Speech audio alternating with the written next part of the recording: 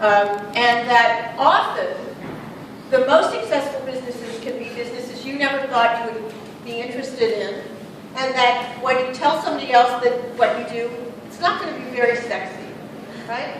A lot of people like telling their friends, hey, I created this great, this is a pretty sexy product, anything to do with alcohol, this is a nice sexy product. But there are lots of businesses out there that are fundamentally not that sexy, but that make a lot of money. And I would particularly say that to new entrepreneurs, they get excited by shiny objects and things that seem very interesting and that you have a passion for, and so you want to pursue. But if one of the things you want to do is to make businesses that can grow, often look for things that are just overlooked. And I mentioned this in one speech one time, and the person came up to me afterwards and they said, you want to talk about a dirty, stinky business where you can make money? I said, my close friend is the biggest distributor of urinal deodorants in the Midwest. Nice. And he said he's making a fortune. So you never know. You can't get much stinkier than that. And I'm not advocating urinal deodorant. But there are infrastructure kinds of things you can do. There are industries you can be involved with that aren't necessarily very sexy things to do. But, you know, some of the biggest companies clean floors, create products that clean floors or do other kinds of things. So thinking about that is thinking about areas that aren't necessarily being pursued by a lot of other people because they're just not that exciting. And you know what? You can show off your car or your bank account instead of talking about it on the document. The next thing is to build one business at a time. And it's really tempting to say, I have this idea for a business, but I also have this idea for a business. Or, this is my business idea. Here's the famous one that I always use, which is I want to start a laundromat, but at the laundromat I'm also going to have a coffee shop, because people can wait and have their coffee while they do it. And at the time that I used to use it, you could have video rental, but who would have a video rental today? You could drop off, you could do all these things there, but you're actually building more than one business at a time. So when you think about the business, try to think about what's your core business and what is that business that's going to be a repeatable, recurring revenue that's going to be something that's going to be ongoing for you. And focus, focus, focus. Remember that all those good ideas? One of your jobs as an entrepreneur is to focus and to recognize that another good idea is going to come to you any minute now, and you can't build all those businesses. Now, does that mean you can't be responsive? Does that mean that you start something and it's not going so well and something else evolves out of it or comes along that you can't add to it? No, not at all, because some of the businesses that are very successful, that happens too. I mean, in a sense, my own business, we were doing books on business plan and entrepreneurship for what they call the trade market, retail market. And it was basically because we looked at a problem and we saw that there was a different distribution channel. It wasn't really a different business, but we looked at that. So we evolved. And now we're developing a curriculum. So there's different ways to move, but try to build one business at a time. By the way, that was Eugene Kleiner told me that. He's built a lot of very successful businesses before that. Next trick is to make sales. I cannot, now that seems obvious, right? You're in business, you've got to make sales. One of the biggest problems that new entrepreneurs have, and existing ones too, is that they put a lot of effort on product or service development rather than getting out there and talking to customers. So you will learn more about your product or service by actually knocking on doors and hearing what people want. So I'm going to pick on you since you gave me, she may, going out to customers, she may find out, and I doubt this is true, so she may find out that store shelves can't handle this kind of bottle. They can't store it well, or they have too much breakage, or if the weight for shipping is a problem. By talking to customers, she's going to actually learn about whether this great package that she's invented is actually going to work for them. Because a lot of times what you really need is feedback. And remember, so far I haven't talked about the quality of it at all. Right? Because many customers don't care about quality. You're obsessed with it. But that may not be what is the most important issue for them. And only by talking to customers can you find that out.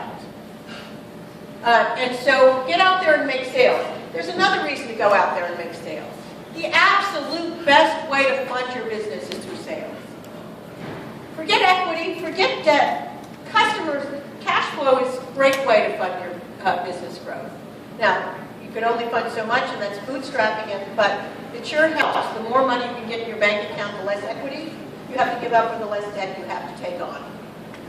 So, and by the way, of all the things I'm going to say today, that's the one people are going to have the hardest time doing, is to actually get out there and start making calls on people, because it's hard. It's hard to be rejected, but here are some important things you need to understand, that even while you lose a sale, you are learning something about your business. So going out and making sale, even if you do not make the sale, has been an extraordinarily useful activity for your business. And so every week, every day, you should be thinking about how I can make a sale, even before your product is developed. Even before your product is developed. And that is one of the things that's helped us with our cash flow, is we've now started trying to find ways to make the sale before we even develop the product, as a way of doing cash flow. Getting the second mover advantage. I talked about this a little briefly. What do I mean by that? Most people always talk about the first mover advantage. It's great to be the first mover. But generally, the first mover has that mountain path we talked about. Remember? It's hard. They have to build a market for something that people don't know they need. So they're spending money not only on developing the product, but also on convincing customers it's a product they want to buy.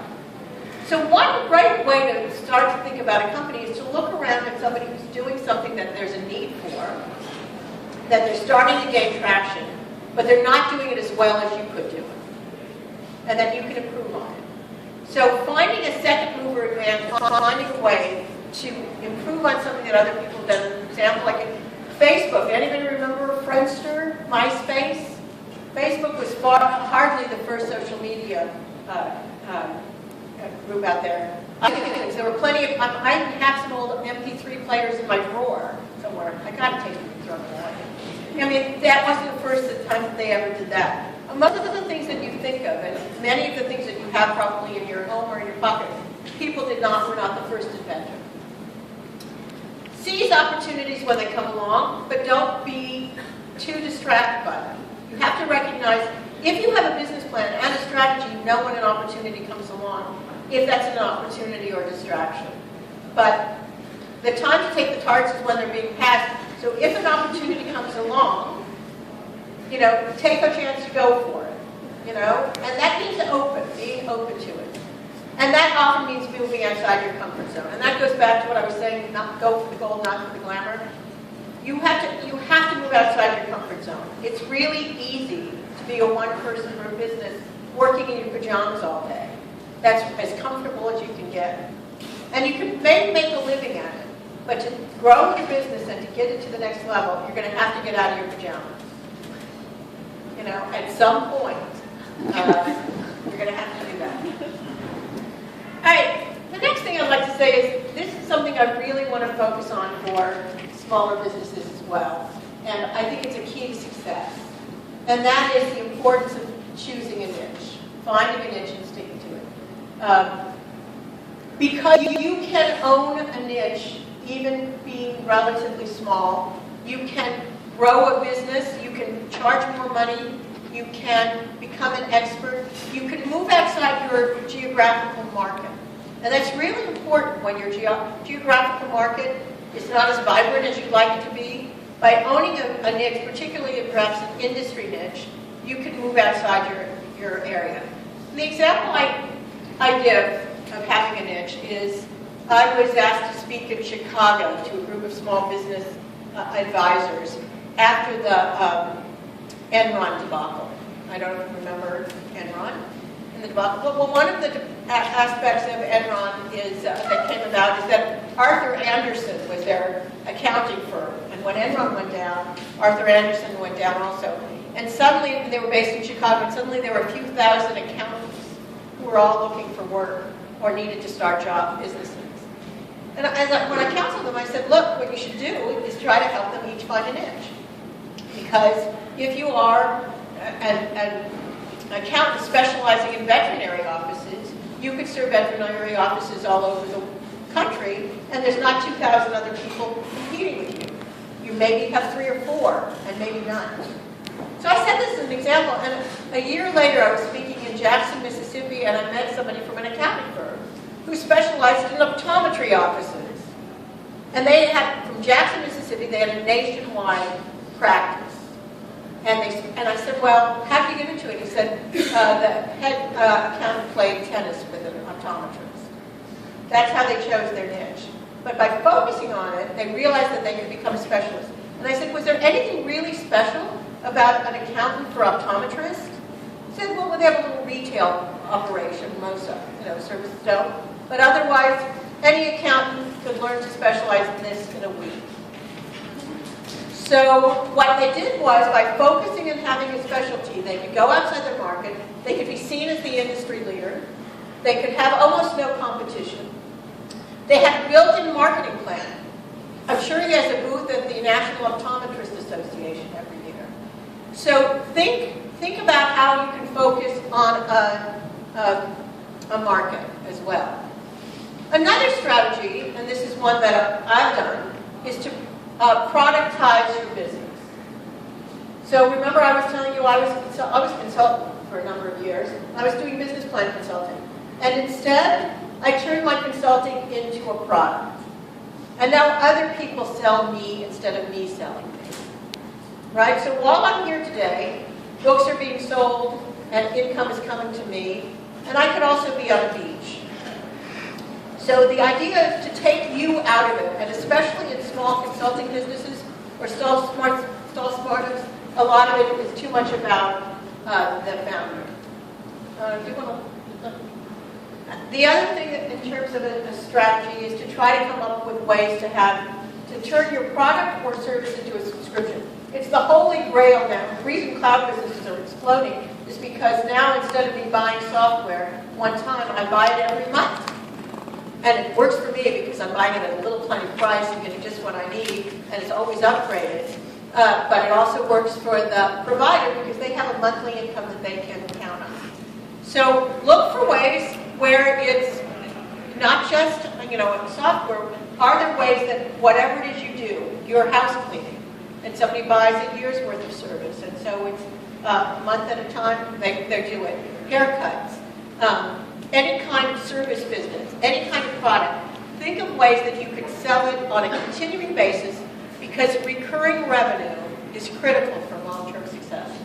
All right, so better. Finally, I don't know if it's really finally, but running out of time here, so I better get going. I want to talk about one last thing in terms of a strategy, especially for businesses that already exist, and that's what I call squeezing the oranges. And when people think about how to make more money in a business, they often think about it this way, is that I have a bundle of oranges, and I'm going to squeeze it, and I'm going to make one glass of juice. And now, if I want more, I'll make new bundles. I'll make a new product. Instead of having tomato, Bloody Mary mix, well, I might go into a food product that might be related to it. But through this, you can only get so much out of it, and you're not getting the best return on your investment. I've got a great joke, but we don't have time to go into it. The way you want to do this is you want to try to get more out of the same bundle you already have. So you want to look for new channels to distribute it. You want to find new ways that you might package it in a different form. You might, our perfect example is we have a lot of content books. We're now making it a curriculum. So we're going to squeeze that orange. And by the way, in my company, this year is the year of squeezing the oranges. We are looking to take resources we already have and how to make more money with the investment of things we already have. Because that's where you get more profit. And that, in the long run, is what's going to make a difference. Finally, I would say, as you do your business plan, you need to think about your exit strategy. Because your exit strategy, even if you never planned on selling your business, it helps you thinking about what kind of business you're growing and how you are developing that wealth that we were talking about. And it does help you think long term. The final thing I would say about your mind as you grow a business, and this is really important, is you have to go from being the doer to being the leader. And that is really hard. It is really hard when you are very good at something to start delegating things to other people to do. There are things that are going on in my business today that I have no idea what's going on. I don't would say I have no idea, but I'm not in charge of it. And I often say to one of my employees, you know better than that. You know better than me on this, or I don't need to know about that. Because the only way I can grow is when I empower other people to take on and do more and have ownership of it, and to not have to do everything. So I think the final thing I would say as you're thinking about building a business, and this is probably affected by recent things in the business world and where I live in Silicon Valley, is to do something that matters. Right now, a lot of what's getting funded are things that are basically about ways to find, to sell more things to more people. I mean, half the things that get funded are about ads. Big data is really a way of saying collecting more information so I can sell you more stuff and sell it to you better. And a lot of these things that are getting, billions of dollars of valuation are basically in the long run just designed to sell us more stuff. Here's like one that had to make it more personal for you. Choosing what you do in your business and making a difference really does matter. So here's WhatsApp was acquired by Facebook last month or 2 months ago, whatever it was, for $19 billion. $19 billion. It's an app that lets people talk over the internet and it's got big global usage. For $10 billion, we could bring clean drinking water to everyone on the planet. So as you think about what you do, and I know that there's a social enterprise startup, is it Propeller, the social enterprise? Try to make sure that what you do matters to people, and think about that as well. So finally, as you grow, you can look back in, and if not seeing the cougar, you can at least see king or queen of the jungle and grow your business to the next level. And I'm sure that you can do it.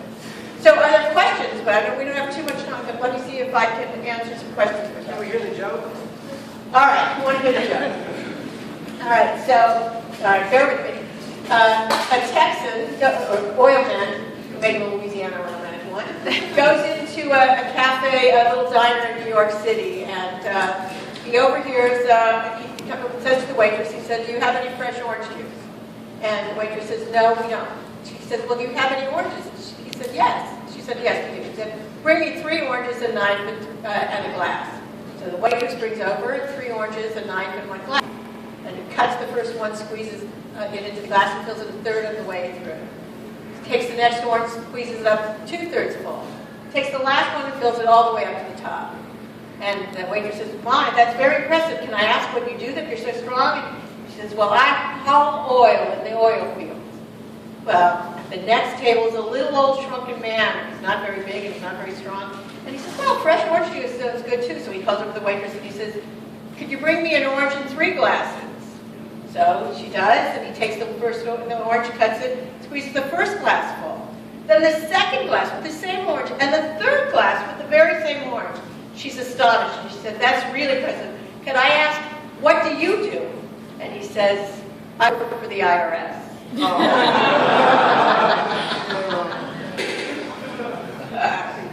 Rhonda, you said build one business at a time.